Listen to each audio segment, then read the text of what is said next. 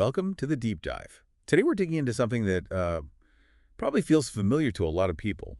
That juggling act between long hours at work, taking care of family, and, well, just trying to keep your head above water mentally. Yeah, it's a huge pressure point. We're looking at some fascinating data today, actually. Right? This comes from a study in South Korea. That's right. Using their working conditions survey, it's a big one, over 33,000 wage workers.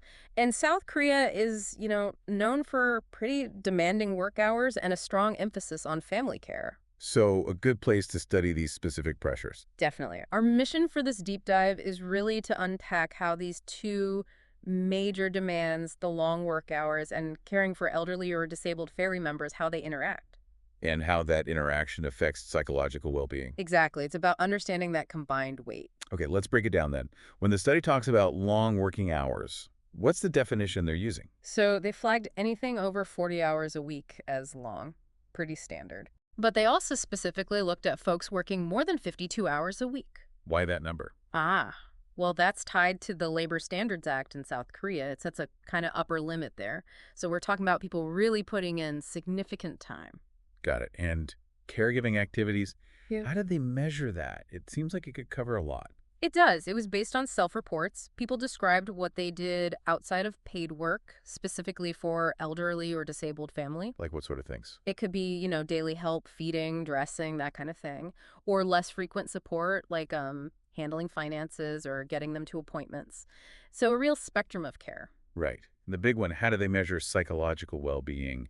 That feels subjective. Yeah, they used a standardized tool, the World Health Organization Well-Being Index. It's often called the WHO-5. Okay, the WHO-5, what does that involve? It's actually pretty short, just 5 questions. They give you a score out of 25. It asks about things like, feeling cheerful, calm, active, waking up refreshed, things like that. Sort of a general mood and energy check. Exactly. And the key thing here is that a score below 13 is considered indicative of poor well-being. It suggests someone might need, further screening for mental health challenges. Okay, so we have long hours defined, caregiving defined, and well-being measured.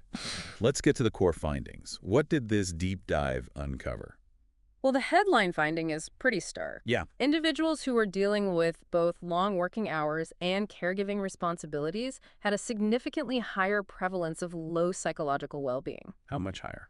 The adjusted prevalence ratio was 1.81. Wow. Okay, nearly double the likelihood compared to those with just one or neither stressor. Precisely. It really underscores the combined impact. That's a big jump. It is, and it gets even more interesting. The study found what they call a synergistic interaction. Synergistic, meaning? Meaning the negative effect when both factors are present is actually greater than just adding up their individual effects. So it's not like stress A plus stress B equals total stress. It's more like stress A times stress B. That's a great way to put it. The risk multiplies. They actually calculated this on a multiplicative scale and found evidence for the synergy. The combined effect is worse than the sum of its parts. That's crucial. These aren't just two separate weights. They kind of fuse together into something heavier. Exactly right. They amplify each other. Do they also look at the impact of each factor on its own, like just long hours? They did, yeah. And perhaps unsurprisingly, long working hours alone were linked to worse well-being.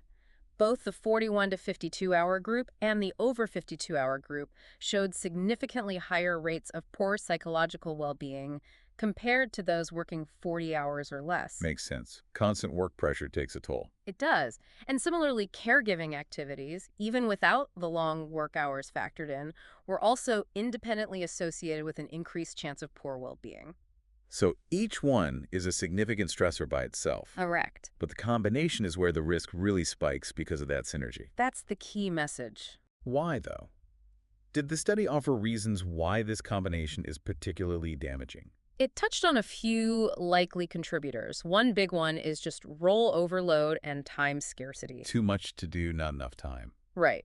Caregivers juggling demanding jobs often have very little time for rest, recovery, or their own needs. There's also the difficulty of mentally switching off from work when you immediately step into demanding care responsibilities at home. No downtime, no buffer zone. Exactly. That can lead to significant work-family conflict. And then there's the inherent emotional labor and strain involved in caregiving itself, especially for loved ones who are ill or disabled. It really paints a picture of being stretched incredibly thin, Yeah. physically and emotionally. It does. Constant pressure from multiple angles. Now, we should probably touch on limitations. Every study has them, Of course. Good point. The main one is that it's cross-sectional. meaning it's a snapshot in time. Yes. So we see an association, a strong one, between these factors and poor well-being, but we can't definitively prove causation from this data alone. Did the long hours in care cause the low well-being, or are people with lower well-being perhaps more likely to end up in these situations? We can't fully untangle that here. Okay, that's important context. Anything else? Well, the data is self-reported, so there's always a potential for reporting bias, how people perceive and report their hours or activities. Right. And the timing it was conducted during the COVID-19 pandemic, that might have influenced things in ways that are hard to account for, introducing other stressors. True, that period had unique challenges. But despite those limitations, The researchers still felt the findings were robust, mainly because of the huge representative sample size from a country where these issues, long hours, family care, are very prominent. The association is strong and makes intuitive sense. so compelling findings, even with the usual caveats. Did the study suggest any solutions? What can be done? Yeah, it definitely pointed towards policy and workplace changes. The call was for tailored approaches, Tailored how? recognizing that people dealing with both stressors need specific kinds of support. They mentioned things like expanding family care leave policies, making them more flexible or generous. Giving people more breathing room. Exactly. Also, providing more direct support services for caregivers' resources, perhaps respite care options, and even potentially increasing financial support, like family care allowances, to ease the economic burden. So tackling it from multiple angles: workplace flexibility, community resources, financial help. Right.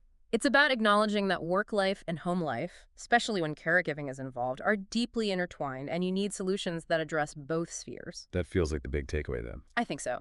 The core message is the significant compounding impact. Long work hours and caregiving aren't just separate issues happening to the same person. Their combination creates a unique and heightened risk to mental well-being. It's a potent mix. It really is. And it really makes you think about the pressures people might be silently managing all around us. Absolutely. Trying to excel at work while also providing essential care at home.